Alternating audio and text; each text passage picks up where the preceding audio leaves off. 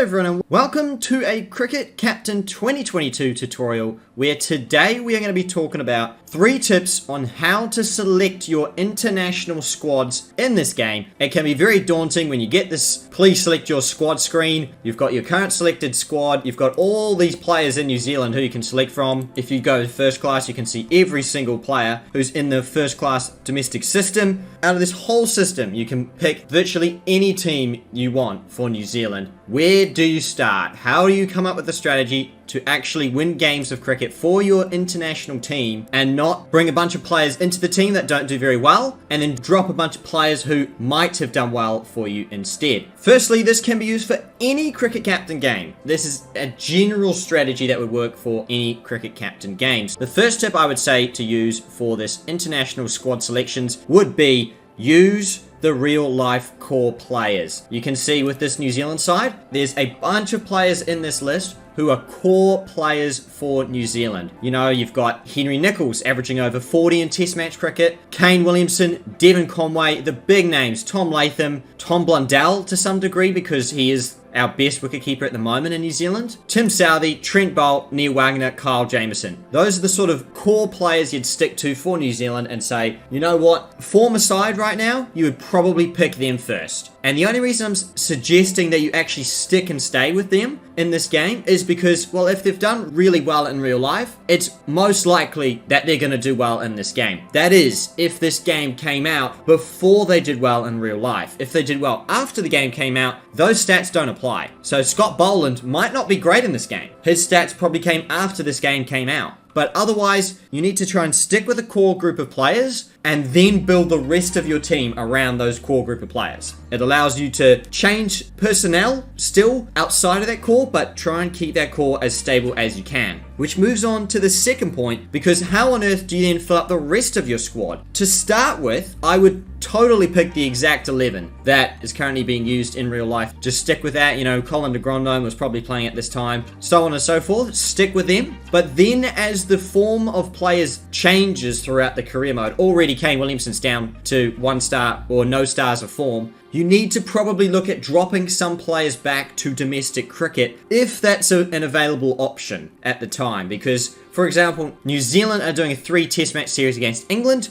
There is no domestic cricket being played because this is in our winter. That's something to recognize, is that when you drop someone, they just get sent home. Their form does not improve until the summer where there's domestic cricket available again and they can play. Or unless they play in other international leagues around the world, which would also count as well. But most players don't. Be wary of dropping players in winter or trying to drop players for form in winter because they won't gain it most likely. Now, I've actually got a bonus tip in here because I've only just realized a big important factor is a lot of people just go along, all right, here's my squad. All right, looks like Kane's out of form. See you later, Kane. No, you can't do that. He's your best player. The reason he's actually out of form is because his average is so high that when he has a dip of form like this, what's he averaging? Okay, 18 is pretty bad, isn't it? But you don't want to drop your best player too early. There's a reason they're your best player. It does not necessarily mean he needs to be dropped. You should definitely give your best players an extended run in the team to let their form grow up because they, again, can flick a switch, have 100, and all of a sudden they're away again. So don't drop your best players too early. I think the saying goes, form is temporary, class is permanent. That's a big one to go by. So if you've got a good player, stick by him. There's a time and a place to drop them, but don't drop them too early before they're able to bring themselves back into form, especially in winter, where there's no way Kane's going to get any better without playing games in this test series against England. There's no way. He's kind of going to get chucked into the deep end, but there's no other way he can play games and get better form than to play a test series against England.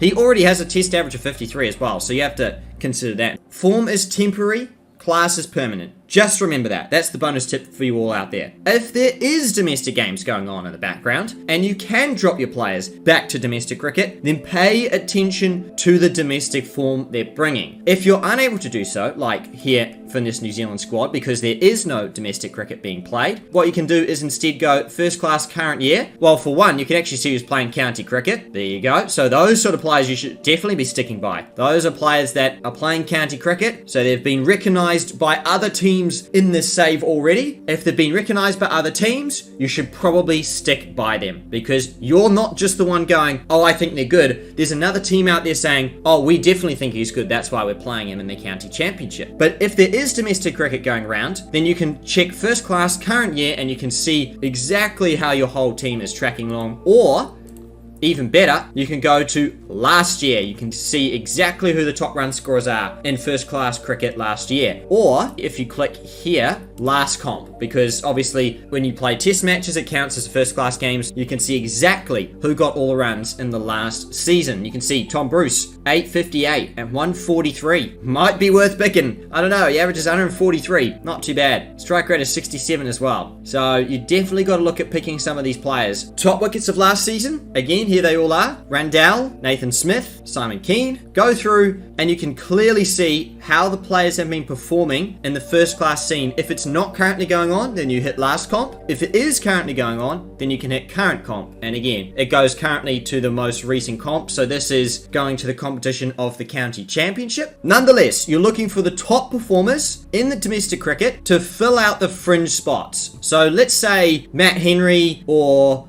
Jameson, Satner, or someone like that on the fringes is really struggling for a bit of form at the moment. They need to go back to domestic cricket because you're just like, all right, they're done. I've given them a run, low string of scores across several games. All right, it's time to put them back to domestic cricket. You can do that, and that's when you then look here and go, all right, who can actually be called up to go straight into their spot. So definitely pay attention to who's got domestic form and which formats as well. Don't forget to check them all, because here they are. You can scroll through them all, because it's important to make sure that the players are calling up aren't going to have an average performance. They're going to actually get the best possible chance to contribute to your team to winning games of cricket, especially in a test series, even an ODI or a T20 series. You want them to be doing well at the international level. There's no real room for error a lot of the times. It's a rough gig, fickle. Lastly, when you're actually a couple of years into your career modes, you'll actually see over here, I talk about it a lot, but the second 11 stats. You can clearly see in here who are the superstars, because, oh, look at Tom Latham, 91. You can go along and see who are the superstars who are actually due to be picked in the future,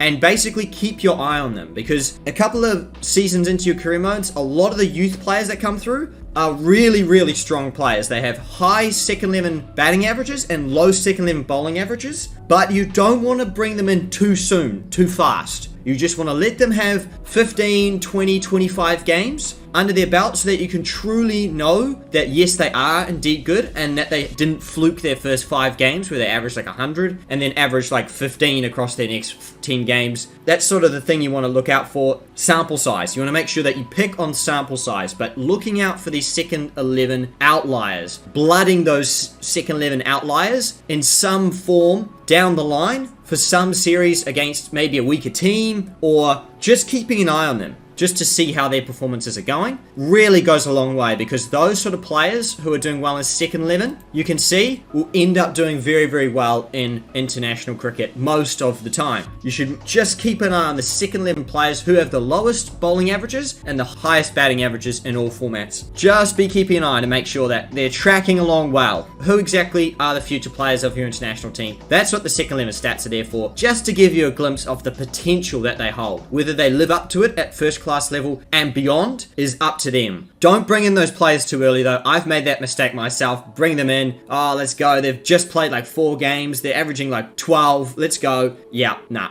Don't do any good, because 4 games, such a small sample size. It's a whole different game, international cricket versus domestic cricket. You've got to try and give them as good amount of time as they can in domestic cricket to prove themselves before you then elevate them up as needed by your team. As a summary, tip number 1, stick to the real life cores that they have produced for each international team. Pay attention to domestic form, especially if you're playing in the summer. Check who else is doing well, and drop players if you need to give them form. Bonus tip, don't just drop players as soon as they get out of form. Make sure that you use the phrase form is temporary, class is permanent, because it goes a long, long way in selections. And lastly, watch out for the second 11 superstars coming through the ranks, and keep an eye on them and blood them as you can necessary when the time is right. As soon as they've proven themselves to be worthy assets or even possibly picked outside of your normal domestic scene. For example, I had a Second 11 superstar get picked for the county championship outside of New Zealand. Then I knew then and there that he needed to be picked up for our international team, because he is very, very good if a county team is signing someone who hasn't even played international cricket. So definitely pick up on cues like that. If you have any other troubles at all to do with the game of cricket, Captain, let me know down in the comments. I'm definitely keen to do more tips and tricks videos. Check out the recommended tips and tricks video on screen, and until next time everyone,